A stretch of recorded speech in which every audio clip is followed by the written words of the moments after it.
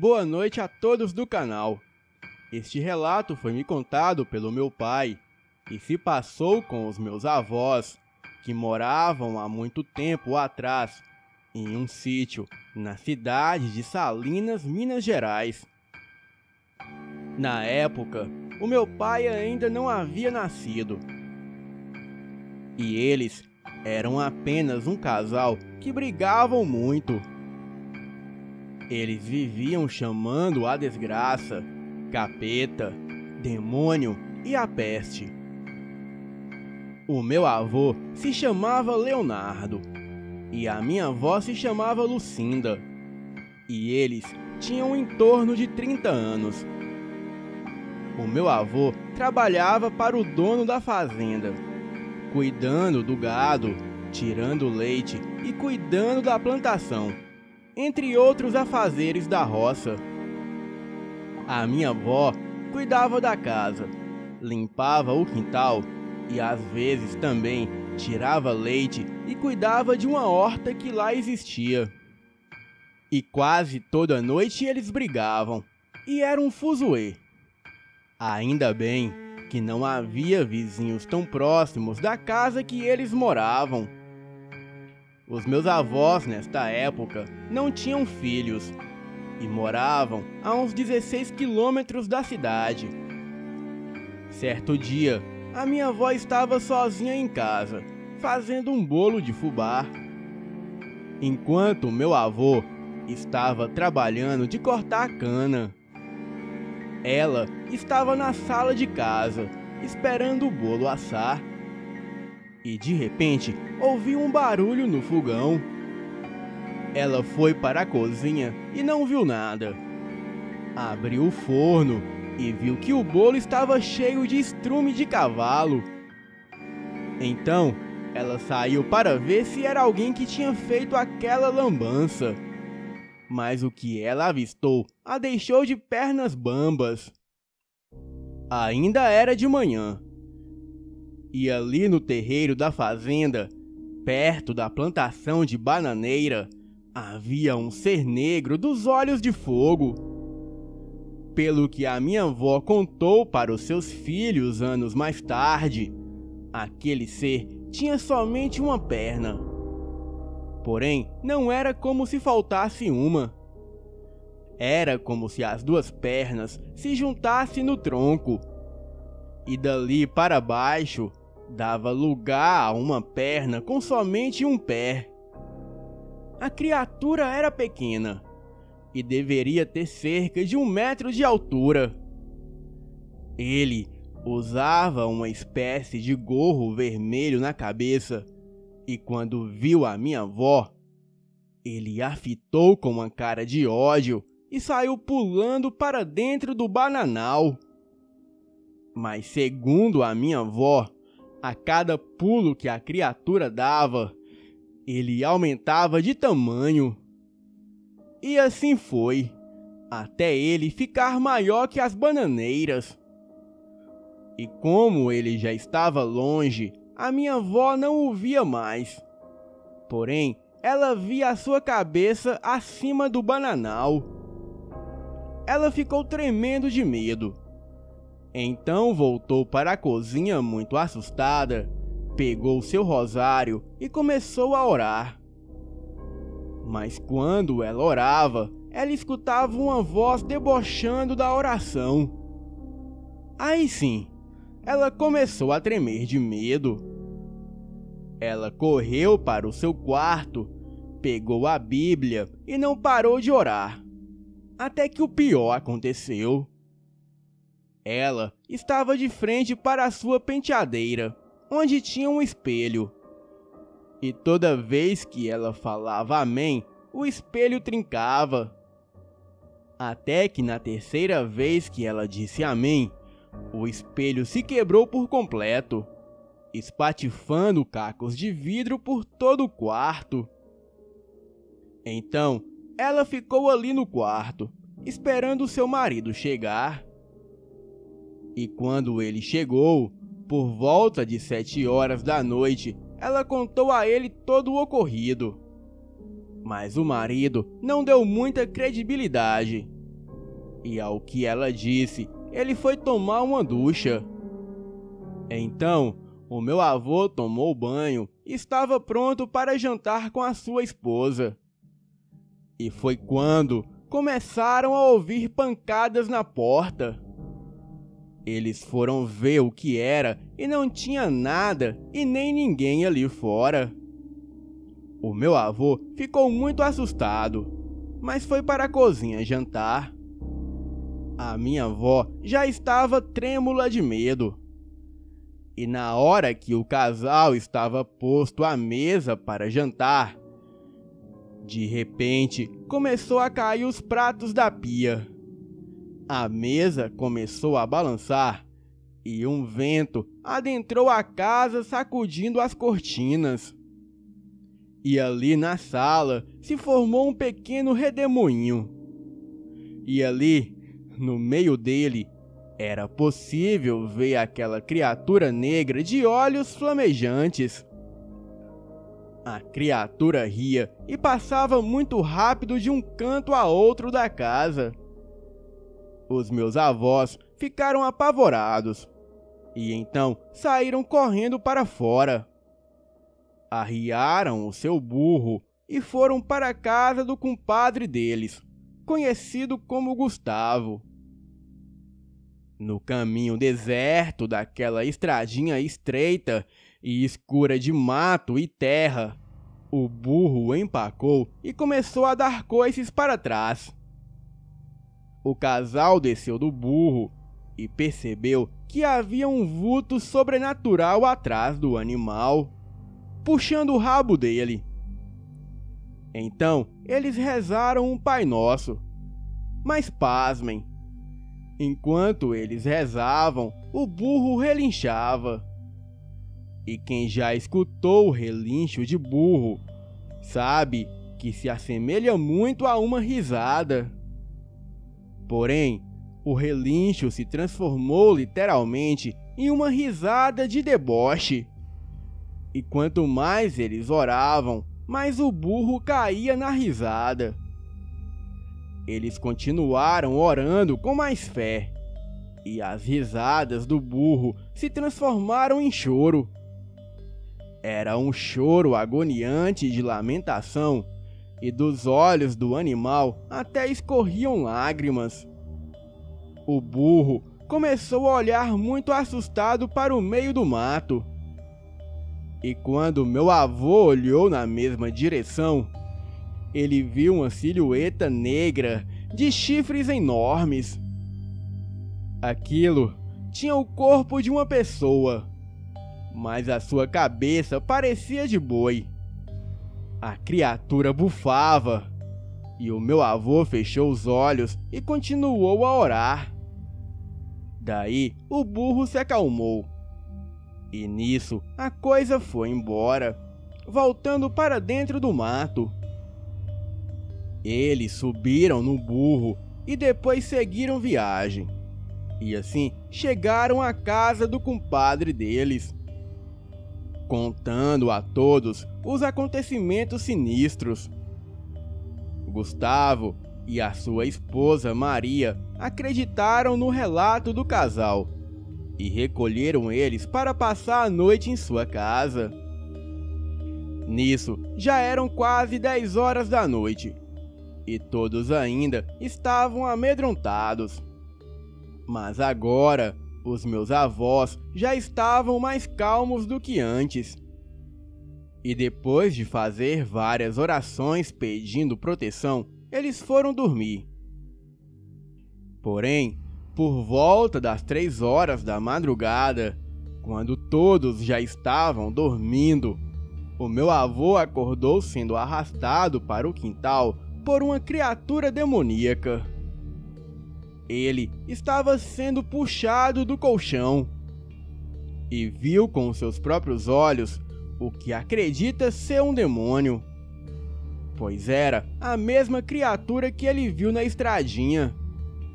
Era aquele ser com corpo de homem e cabeça de boi.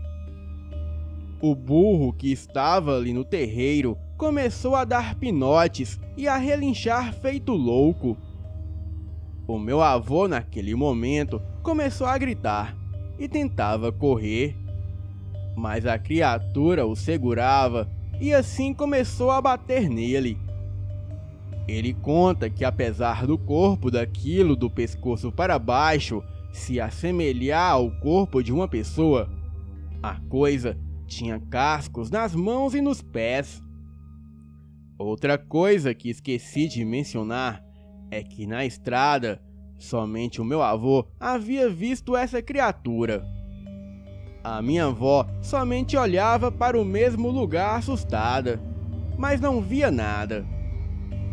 A criatura agrediu meu avô ferozmente, bufava e o arremessava de um lugar para o outro, e ele foi perdendo as forças até desmaiar.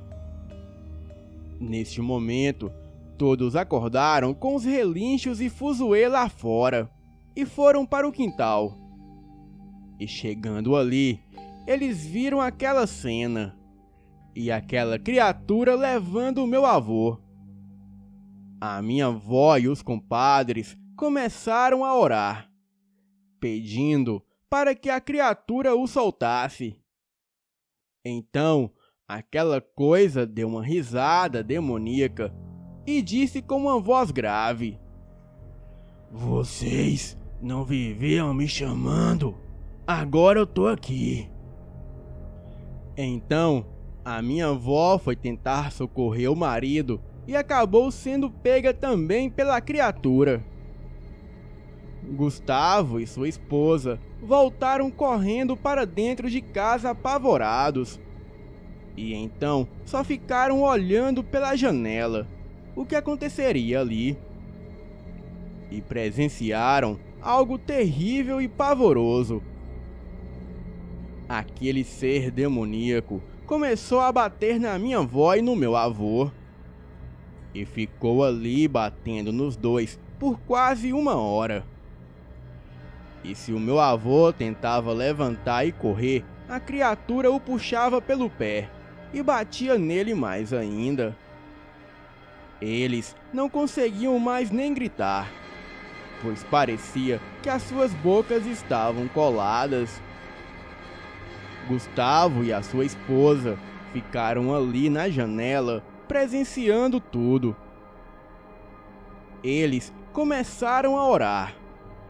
E foi quando, com uma voz demoníaca, a criatura disse a eles: "Cala a boca, vocês dois! Não se intrometam nos meus assuntos, ou o mesmo vai acontecer com vocês. Eles estão tendo o que merece, pois foi eles que me chamaram." Então, o casal se calou e ficou ali, só observando aquela cena pavorosa. O burro continuava relinchando igual louco, dava pinotes e tentava correr, até que a corda, onde o prendia no galho da mangueira, se soltou. E o burro começou a correr em volta da criatura, dando pinotes e relinchando. A coisa ficou bem irritada com o burro e tentava pegar ele, mas o burro corria. E quando o ser maléfico voltava para continuar batendo nos meus avós, o burro voltava e ficava correndo em sua volta. Até que o burro acertou um coice naquilo. A criatura se irritou muito e correu atrás do burro. E foi tempo suficiente para os meus avós recuperarem as suas forças, se levantarem e correrem para dentro da casa dos compadres. Eles estavam cheios de hematomas pelo corpo e muito machucados. Todos passaram a noite orando e nada mais aconteceu naquela noite. E quando amanheceu, os meus avós foram no hospital. E lá eles foram medicados. E quando voltaram para a casa dos compadres, eles falaram que encontraram o burro na mata. Porém, o animal estava todo destroçado, e o corpo do bicho estava cheio de larvas e moscas, como se ele estivesse morto há dias. Os meus avós ficaram mais uns dias na casa de seus compadres, e depois foram embora para a capital. E desse dia em diante nunca mais brigaram ou dissessem palavras que invocassem o mal em suas vidas. Um ponto a ser notado nesse relato é a lealdade dos animais, pois enquanto seus amigos correram e abandonaram o casal ali fora apanhando, e servia apenas para puxar carroça e levar peso para os donos, não os abandonaram, e deu a sua vida para os salvarem de algo muito pior que poderia acontecer. Boa noite.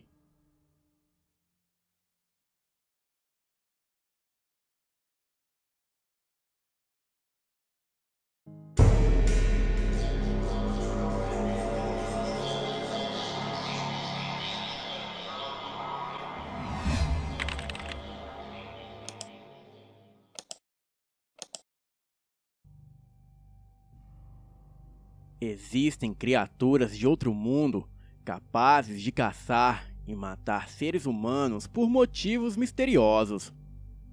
E pelo mundo existem diversos relatos de pessoas atacadas misteriosamente em matas e florestas por seres de aparência aterrorizante e desconhecida, possuindo poderes e força descomunal.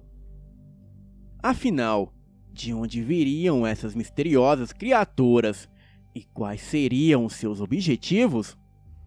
O relato a seguir descreve uma dessas misteriosas e aterrorizantes situações. E este fato aconteceu no Alto Rio Purus, e foi-me relatado por um vizinho de longa data. Ele se chamava seu Moacir, e é natural de Sena Madureira, no estado do Acre. E eis a história do Moacir.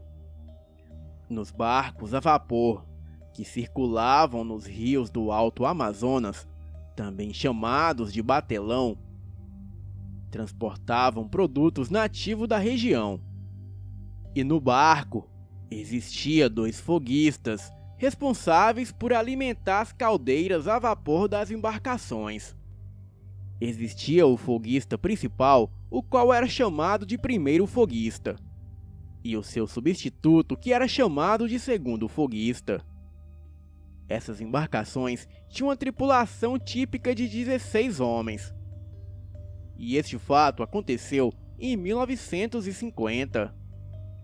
Bem, o barco percorria parte da bacia amazônica, na fronteira dos estados do Amazonas e do Acre, sendo que o barco atracava em muitos trapiches, que eram pequenos portos localizados ao longo do Rio Purus, tendo a sua base na cidade de Boca do Acre.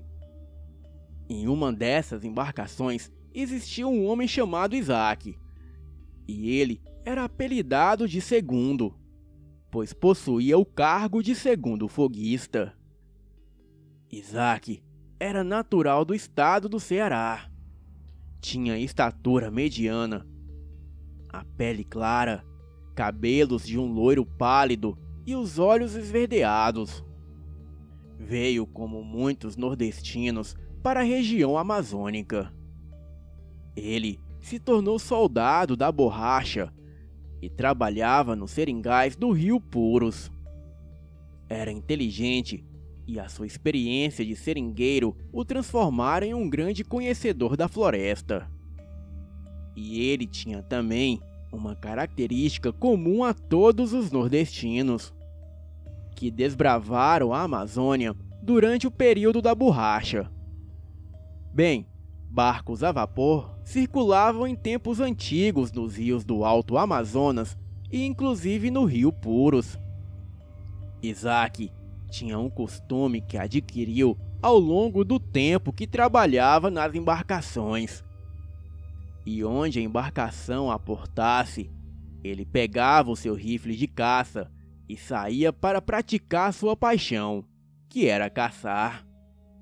E podia ser dia, noite ou madrugada, não importava. Ele perguntava ao encarregado da embarcação quanto tempo o barco ficaria parado. E depois de obtida a resposta, ele entrava floresta adentro em busca de alguma caça, e quase sempre trazia. Em certa viagem, quando o batelão se aproximava de Pauíne, por volta de 5:30 da noite, foi avistado um melancial, e ficou decidido que os dois tripulantes voltariam para recolher algumas melancias. Um dos homens foi destacado. Ele chamava Moisés e era um bom remador. E o outro se voluntariou. Ele era o segundo foguista, o Isaac. Pegou o seu rifle e a sua faca de caça e retomaram a plantação de melancia. E ao chegarem lá, começaram a encher a canoa com as frutas. E depois, o Isaac combinou um horário com Moisés para o seu retorno. Então, ele saiu batendo o mato. Só que desta vez, ele não voltou mais. E quando Moisés retornou à embarcação, causou surpresa a sua volta tarde da noite sem o Isaac. E apesar de tarde da noite, eles manobraram o batelão para o melancial. E ao chegarem, iniciaram a busca dando tiros para o ar, batendo nas árvores com terçados e gritando por Isaac. E isso durou toda a madrugada. E após muita busca pelas matas, Isaac foi finalmente encontrado com a luz opaca do amanhecer das 5 horas da manhã. Ele estava em um estado deplorável. Aparentemente, havia sido arrastado pelo mato. Tendo a roupa toda rasgada, estava muito ferido, com o peito e braços com cortes profundos, estando também bastante ensanguentado. A sua perna esquerda estava visivelmente quebrada, e ele respirava com muita dificuldade, pois estava desfalecido. Isaac foi levado para o batelão, e durante o percurso foi solicitado um médico do Rio Branco, pois o seu estado era gravíssimo. Se fosse outra pessoa, talvez tivesse morrido naquela situação. Porém, o Isaac resistia, e durante todo o seu sofrimento, ele gemia e falava palavras desconexas. Ele estava transtornado, e ao chegar foi logo sedado. E ficou vários dias sob efeitos de medicamentos, e quando ficava lúcido chorava, e às vezes gritava desesperadamente. Não queria ficar só, e pedia pelo amor de Deus que não o deixassem sozinho. Bem, visivelmente, o Isaac não era mais o mesmo. Aquele homem havia perdido a coragem. Os seus amigos faziam uma vigília para não deixá-lo à noite. E o seu Moacir me disse que em algumas ocasiões ele ficou abraçado com Isaac para tentar acalmá-lo. E sendo que nesses momentos ele ficava repetindo: "Ele vem me buscar! Ele vem me buscar!" E os companheiros lhe falavam: "Calma, Isaac, quem vem te buscar? Nós estamos aqui com você." E toda noite, Isaac pedia sempre para os companheiros rezarem com ele, e eles o faziam. Essa situação chegou até o conhecimento do proprietário da empresa, que enviou um pessoal para tratar dele, mas não adiantou. Meses se passaram e os homens voltaram à rotina, e sempre alguém ficando com Isaac durante todo o tempo, e ele se recuperando. E ainda assustado, ele só falava em voltar para o Ceará. E após se recuperar parcialmente, em uma tarde, o Isaac resolveu contar sua versão do acontecimento, o que imediatamente atraiu a atenção de todos. Ele disse que ao carregar a canoa, ele logo foi caçar. Rompeu floresta adentro e encontrou uma trilha feita por queixadas, que é uma espécie de porco do mato. Essa trilha é utilizada pelos animais da região. E a trilha acabava em um pequeno riacho, onde havia muitas árvores de buriti e palmeira nativa. Bem, e essas são as palavras de Isaac. Senti que estava sendo observado. Não me importei, pois no mato essa sensação é normal. Me posicionei para esperar alguma caça e deu azar. Então resolvi voltar pela mesma trilha. E no meio do caminho de volta, eu percebi que estava sendo seguido e voltei com o rifle em posição de tiro. E pude ver a uns 20 passos o que parecia ser um homem bem mais alto que o normal. E o seu andar era pesado, pois ele se moveu na minha direção. Aquele homem andava corcunda. Então eu deixei que ele se aproximasse. E foi quando eu pude observá-lo melhor. Ele tinha olhos vermelhos e as suas feições eram caninas. A sua boca era uma espécie de focinho com longas presas. Os seus braços eram mais compridos que o normal. E as suas mãos e os seus pés eram enormes. O seu corpo todo também era coberto por pelos amarronzados. Então eu atirei. Descarreguei o rifle e não posso ter errado de tão perto. Mas os tiros não lhe surtiram nenhum efeito. Então joguei a arma no chão e saquei a faca. Eu estava tão apavorado e com um medo que eu nem sabia que tinha. E logo pensei, eu vou morrer, mas levo ele junto comigo. Daquela coisa exalava um fedor horrendo de carniça. E qual foi a minha surpresa quando ele simplesmente desapareceu na minha frente e apareceu atrás de mim. Eu tentei várias vezes acertá-lo em desespero, com sentimentos de pavor e muita raiva. Então percebi que aquilo era uma coisa de outro mundo, pois parecia brincar com o meu medo e se exibia para mim. Pois em algumas ocasiões, a criatura se camuflava como um camaleão entre as folhas da vegetação. E outras vezes, aquilo ficava transparente mesmo. Muito parecido com a alienígena que vive na mata no filme O Predador.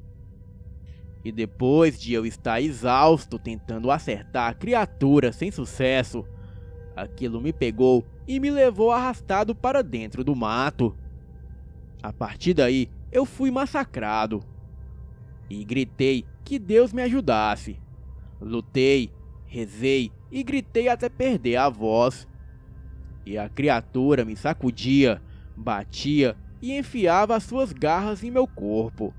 E eu não conseguia atingi-la. Tentei esfaqueá-lo e acabei assim como vocês me encontraram, quase morto. Bem, essa foi a história do seu Moacir sobre um homem de carne e osso que enfrentou com muita coragem uma criatura desconhecida. Uma coisa de outro mundo que habita nos confins da selva amazônica. E o Isaac, o cearense corajoso, sobreviveu para contar sua história. E o meu vizinho, o seu Moacir, foi testemunha de tudo, pois ele e o Isaac eram muito amigos.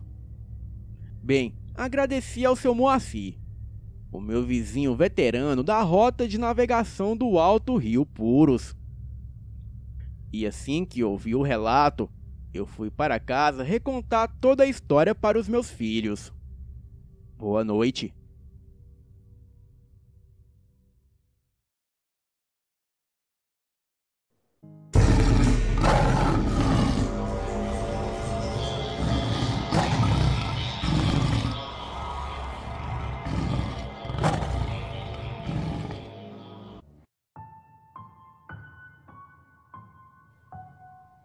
Olá, meu nome é Ezequiel e isso aconteceu no ano de 2012.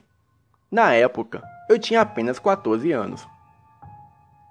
Eu e o meu primo fomos passar as férias no sítio dos meus avós. Assim que chegamos, a minha avó estava preparando a janta. Na roça, as pessoas têm o costume de jantarem cedo, por volta das 18 horas. E logo que jantamos, fomos brincar. E o tempo passou rápido. E quando percebemos, já era em torno de 22 horas. O meu avô chegou do trabalho e já foi mandando nós entrar com uma cara de bravo. Entramos e ele brigou com a minha avó, a perguntando por que ela deixou nós dois lá fora até tarde da noite. E em seguida, ele nos falou assim: "Não é para ficar lá fora até tarde, porque tem um bicho aí à solta." Achamos que ele estava tentando nos botar medo. Então, esperamos eles dormirem. E eu chamei o meu primo para ir atrás do tal bicho. Ele, meio sonolento, começou a relutar um pouco. E depois de muito insistir, ele concordou em ir comigo. Pegamos 2 lanternas e fomos. Já era em torno de 3 da manhã. Estava uma escuridão total lá fora. Mas fomos mesmo assim. Em seguida, ouvimos um barulho da horta e fomos até lá. E logo vimos um vulto muito grande. Apontamos as lanternas e vimos um bicho feio, que se não era o capeta, com certeza era o cachorro dele. Aquele bicho era enorme, tinha por volta de 2 metros de altura. E ele era todo negro. Os seus olhos eram vermelhos como fogo, e parecia que dos seus olhos saltavam faíscas.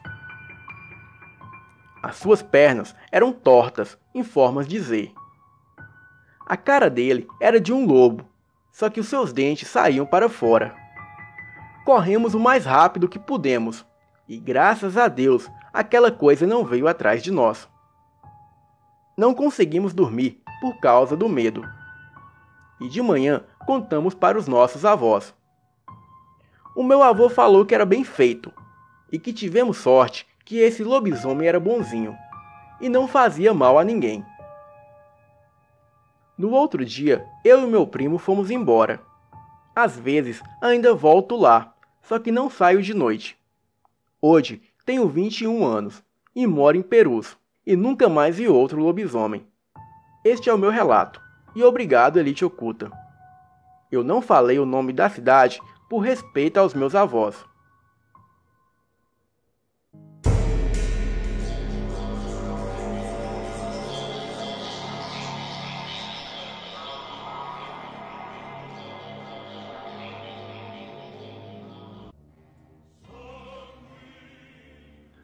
O que vou contar nesse relato não é algo assustador como lobisomens e vampiros.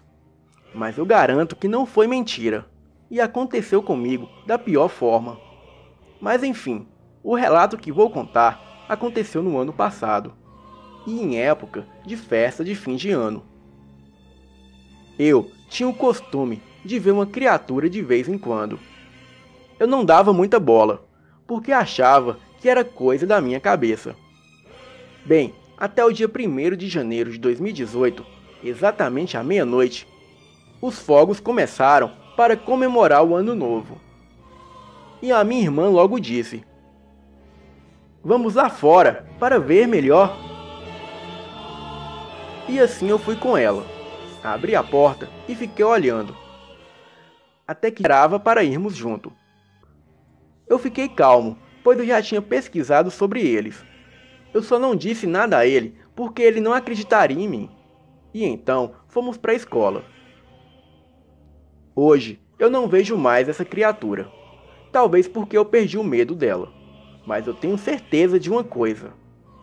Aquela coisa está me observando.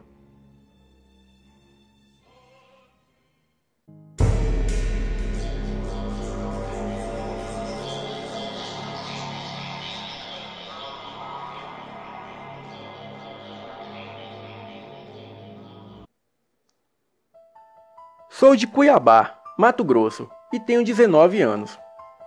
Tudo começou num certo dia, quando uma irmã da igreja veio falar com a minha mãe depois do culto. Eu tinha entre 10 e 12 anos, quando esta irmã disse à minha mãe que teve uma revelação e havia um espírito de bruxa na minha casa. Eu não estava perto nessa hora, e a minha mãe falou apenas para o meu pai. Poucos dias depois, estava fazendo muito calor. Cuiabá, né? E como somente no quarto dos meus pais havia ar-condicionado, eu e o meu irmão acabamos indo dormir lá. Nesta noite, eu comecei a ter terríveis pesadelos com uma bruxa. No sonho, ela abria a porta do quarto da minha mãe e falava que ia explodir tudo, e ficava arrastando as unhas nas paredes, com aquele som infernal e agoniante. E logo após, ela entrou no banheiro, pois o quarto é suíte. Ela se fechou ali dentro e explodiu. Então eu logo acordei suado e, assustado, imediatamente acordei os meus pais. Chorando muito, eu contei o que havia sonhado. Os meus pais oraram e o restante da noite eu consegui dormir normal. Porém, aquilo não havia terminado. Passei cerca de 3 dias tendo pesadelos com essa bruxa e dormindo muito mal. E para piorar mais a situação, eu comecei a vê-la pessoalmente, ou seja, acordado, na minha frente. Eu a via correndo pela casa, arrastando as unhas nas paredes, exatamente como no meu sonho. Aquilo era tão atordoante que a minha mãe teve que faltar no serviço para ficar comigo em casa. A bruxa era horripilante. Ela tinha baixa estatura, cerca de 1,5 m, e era exatamente como descrevem em filmes, com um narigão, queixo grande e pontudo e com uma verruga, e tinha os cabelos todo espetado, como se tivesse levado um choque. E eu era o único que via essa bruxa. Como a minha mãe tinha faltado do serviço, ela pediu para que eu tocasse clarinete para ela ouvir um pouco. A minha mãe se sentou e eu comecei a tocar, pois eu tocava clarinete na orquestra da minha igreja desde os meus 8 anos de idade. A minha mãe se sentou e eu comecei a tocar. E neste mesmo momento, o chuveiro do quintal da minha casa se abriu sozinho. Ou seja, começou a sair água sem ninguém tê-lo ligado. Eu e a minha mãe fomos lá no fundo verificar e deixei o instrumento na sala. E nisso, o chuveiro se fechou sozinho. Porém, o chão estava todo molhado, como se o chuveiro realmente tivesse sido ligado por alguém. Enquanto nós estávamos no fundo da casa, o clarinete que eu havia deixado na sala começou a tocar, mas não era uma melodia. Era como se alguém o tivesse assoprado mesmo, sem nenhuma nota, só aquele som de vento. Isso durou uns 4 segundos, tempo suficiente para notarmos que aquilo não era coisa de nossa cabeça. Logo após isso, a minha mãe orou comigo, e nunca mais vi e nem sonhei com a tal bruxa. Até hoje eu falo e agradeço a minha mãe por estar aqui quando isso aconteceu, porque ninguém acreditaria em mim. Mas como ela viu e ouviu, ela confirma. Hoje tem cerca de 6 a 8 anos que eu não vejo mais nada. mas isso me deixou muito traumatizado. Este é o meu relato. Boa noite.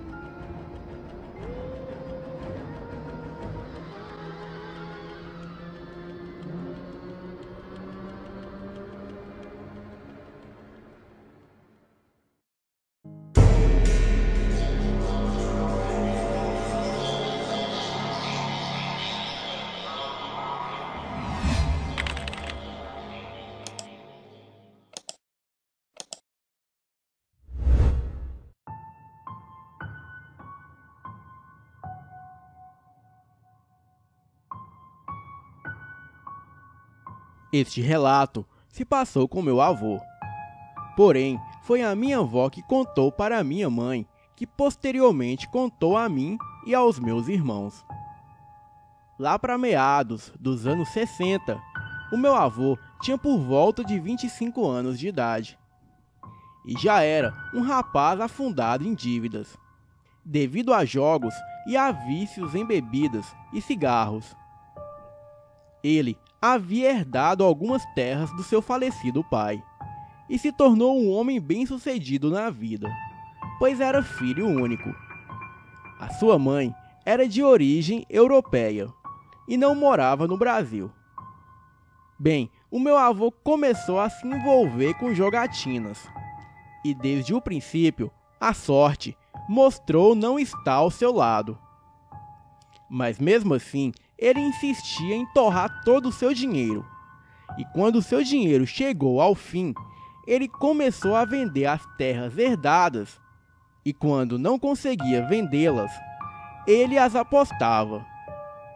Após perder tudo, o meu avô, sem dinheiro e sem nada para apostar, começou a pegar dinheiro emprestado na mão de agiotas. Mas foi uma ideia estúpida, pois ele acabou perdendo o dinheiro que lhe foi emprestado. Ele acabou se tocando da sua má sorte e resolveu parar com a jogatina.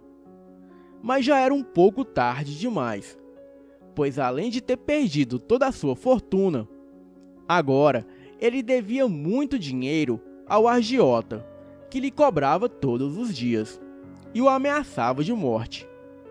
Certo dia, esse agiota bateu em sua porta e disse: "Você tem até amanhã de prazo para me pagar tudo que me deve. Se não me pagar, eu mandarei os meus homens aqui armados para te cobrar."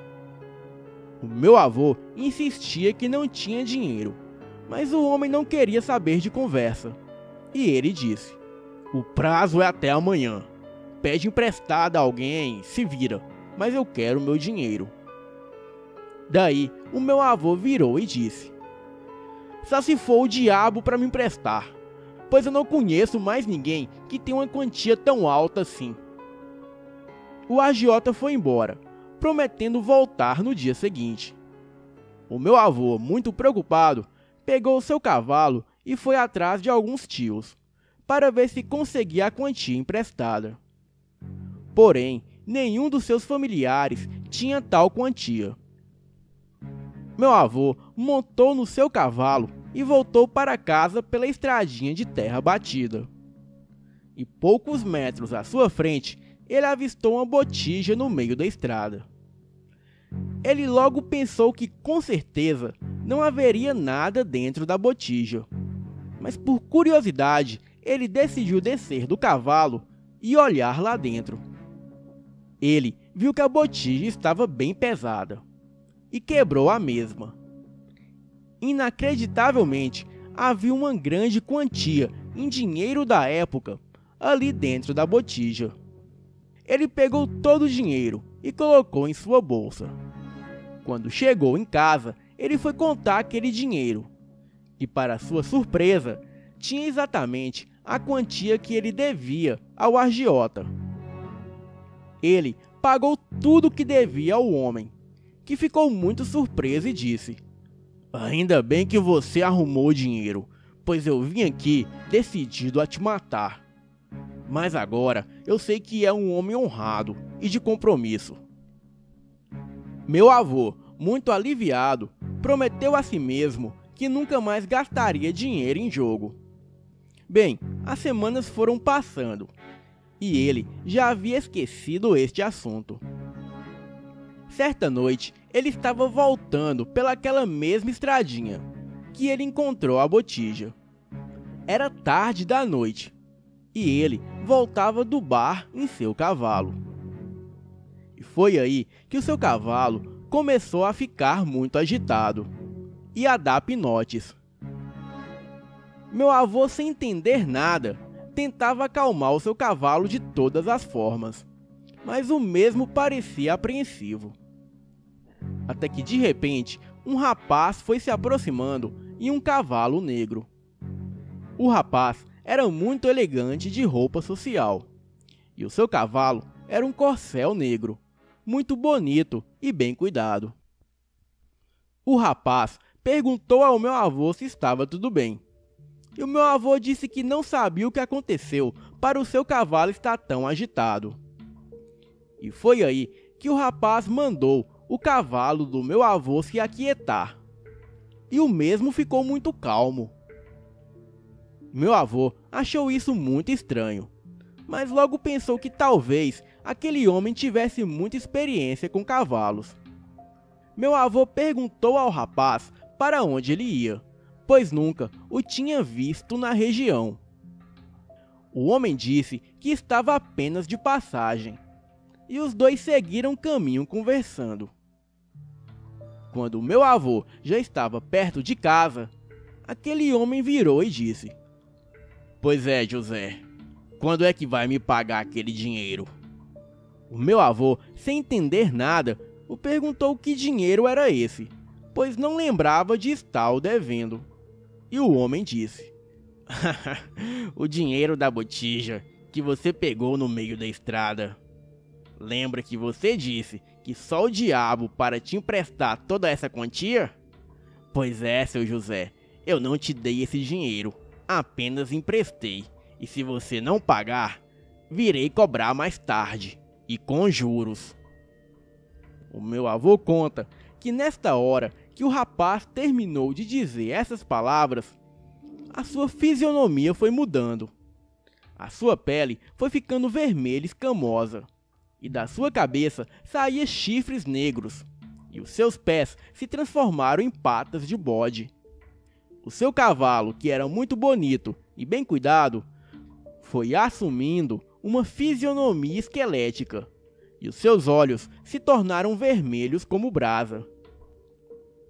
Nessa hora, o cavalo do meu avô deu um pinote para trás e saiu dali em disparada, carregando o meu avô.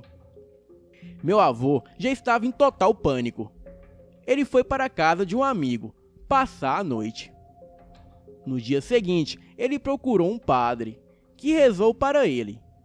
E a partir desse dia, ele parou de beber e se tornou devoto de São Judas Tadeu. E por um bom tempo, ele nunca mais viu aquela aparição do diabo. Anos mais tarde, ele se casou e a sua esposa veio a engravidar. Porém, ela e o seu filho morreram na hora do parto. O meu avô acredita que esse foi o pagamento daquela dívida, pois no velório de sua esposa, ele avistou aquele mesmo rapaz no meio das pessoas. E meu avô logo começou a rezar, repreendendo aquele homem, que deu uma risada sarcástica e desapareceu. Anos depois, o meu avô se casou novamente, com a mulher que veio a ser a minha avó. E definitivamente, ele nunca mais viu aquela figura que salvou a sua vida. Porém, cobrou um preço muito alto. Eu acredito que foi melhor assim, pois se o meu avô não tivesse casado com a minha avó, não teria dado à luz a minha mãe, e eu não teria nascido. Ou se o diabo não tivesse emprestado dinheiro para o meu avô, ele seria morto pelo agiota, e daí eu também não teria nascido. E vocês já pararam para pensar que talvez o diabo também escreva certo por linhas tortas? Boa noite.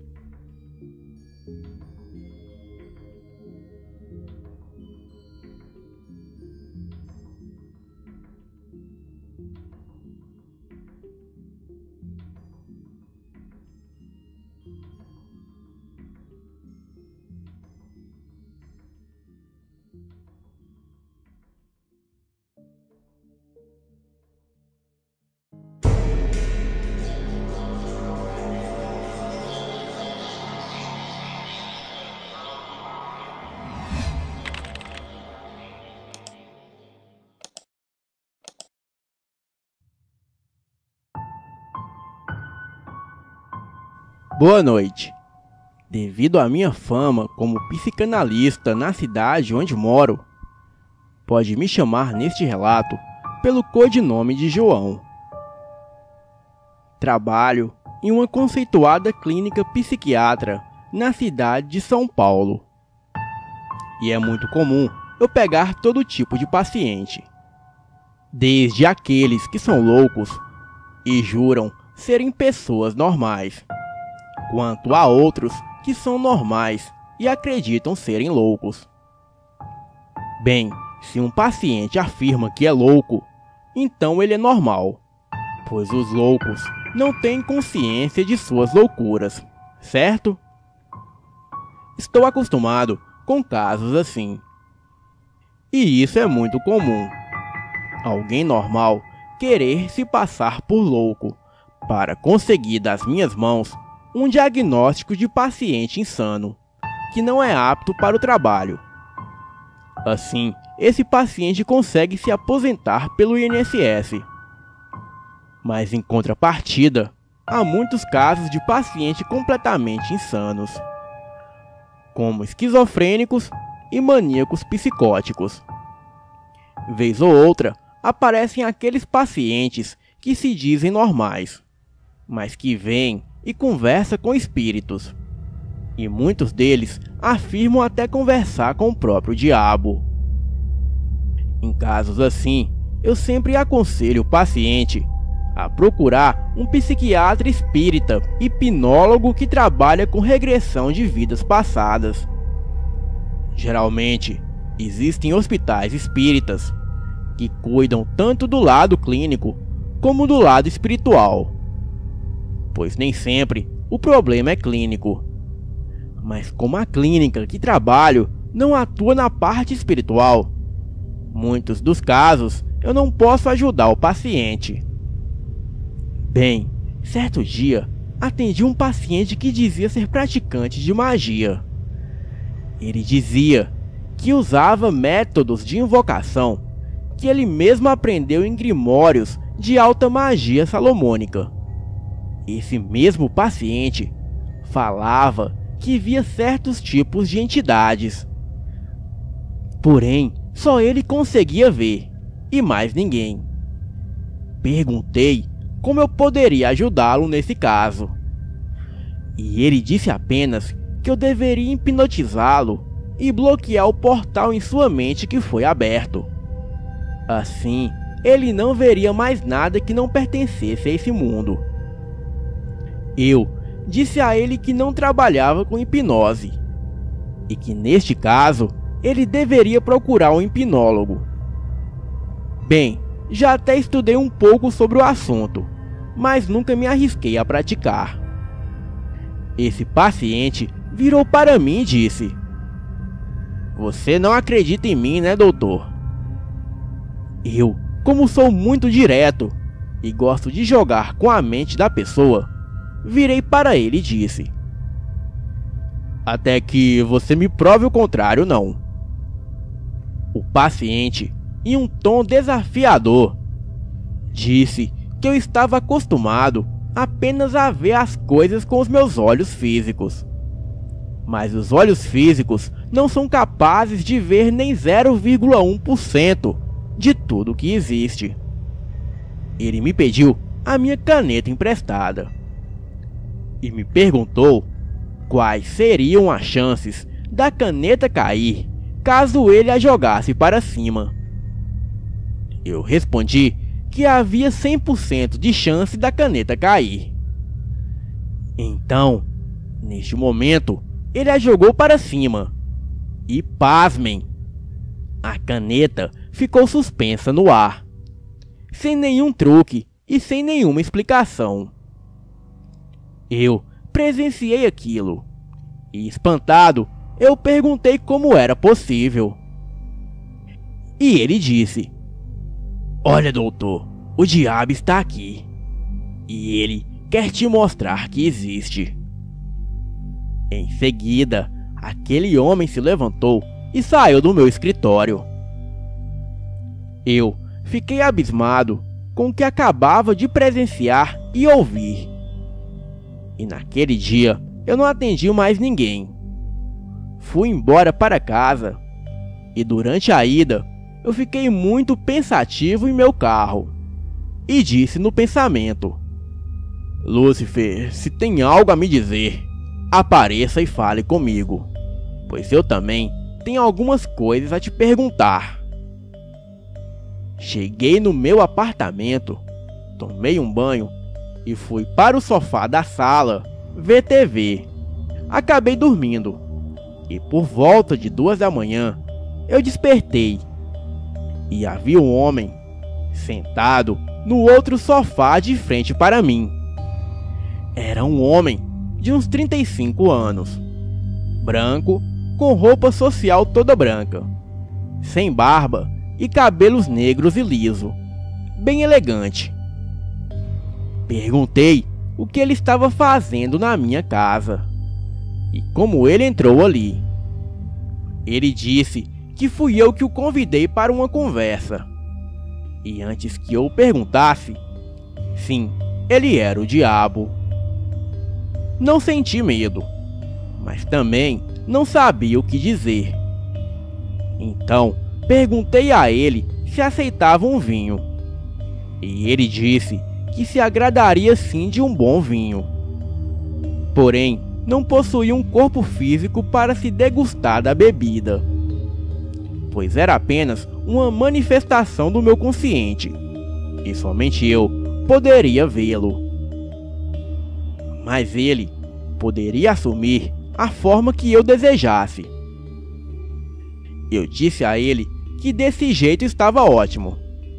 Então, começamos o nosso diálogo. Como posso te chamar? Lúcifer ou Satã?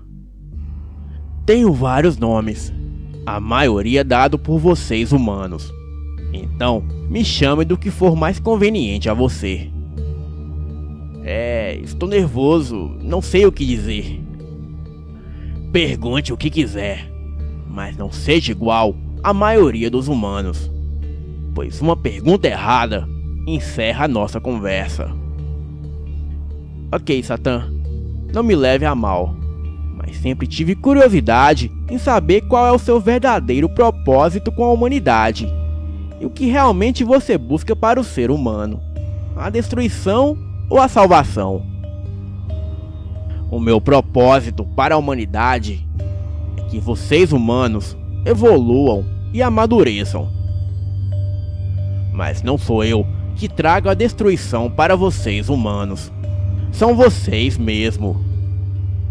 O conhecimento realmente salva, mas vocês humanos são mente fechada para tudo. Não seguem uma linha de raciocínio lógico, mas buscam explicações onde não há fundamentos de verdade. Tudo que aquele ser me falava, eu anotava no meu caderno de anotações, para me servir como prova de que tudo aquilo era real.